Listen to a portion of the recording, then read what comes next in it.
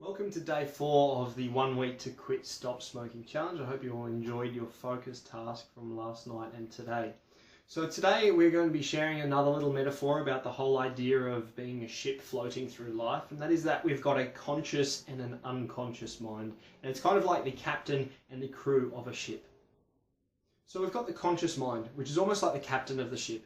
It's the logic, it's the thinking, it's the little voice inside your head, and this is almost like the captain of the ship that says, stop smoking, let's stop smoking and move in a certain direction.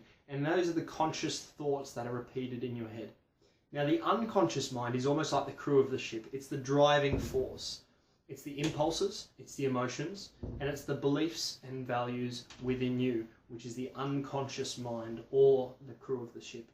Now the conscious mind and the unconscious mind, or the captain and the crew, have to work together in order for you to sail in the right direction. For example, if the conscious mind or the captain of the ship is saying let's not smoke, yet the impulses or emotions are still attached to smoking, there'll always be this disconnect and you'll never be able to move forward. As soon as we can align the conscious and the unconscious, or once again, the captain and the crew, we can set our goal as to not smoke and our impulses and our emotions follow. Conscious versus unconscious. The conscious mind, or the captain, reacts to thought. It's logical, it's the thinking brain, analytical, and it's the voice in our head. The unconscious mind, or the crew, initiates the thought. It's the emotions, the impulses, the beliefs, and the memories.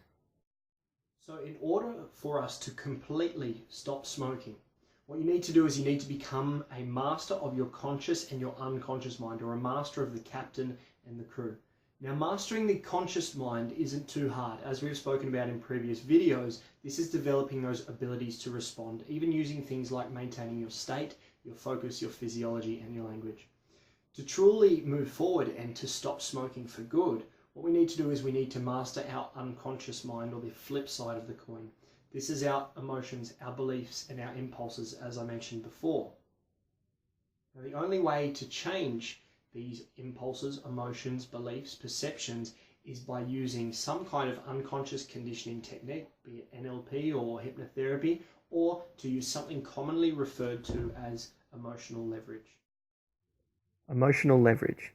Emotional leverage is what we use as our compelling reason to stop smoking. It is a specific focus which we can use as a reminder, and due to its strong emotional association, repetition or reminding yourself of your emotional leverage will start to negatively associate you to smoking and positively associate you to remaining smoke-free.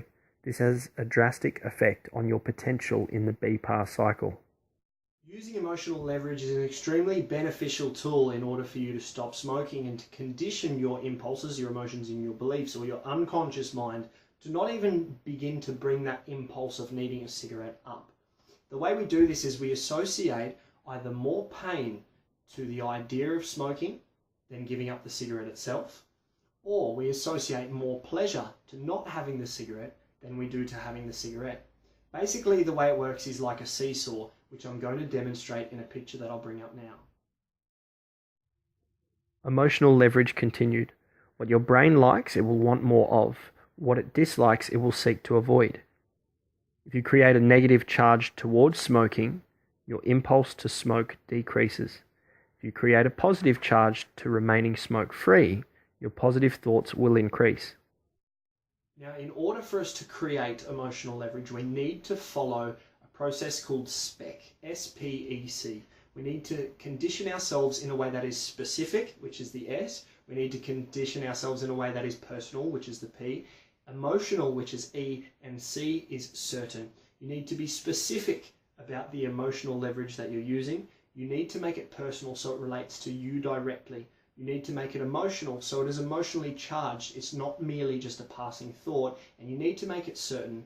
None of this, it could happen or it would happen. It needs to be something that must happen, something that is certain. The SPEC method. To ensure that you have some well-crafted emotional leverage, use SPEC. S. Specific. Specify what it is that you seek or avoid. P. Personal. Make it personal. Include people and things. E. Emotional. Make it emotionally charged. C. Certain. Be certain about what will or won't happen. Just some tips. The word try is not certain. You either commit to the outcome or don't bother. The word should just states preference. Make things a must.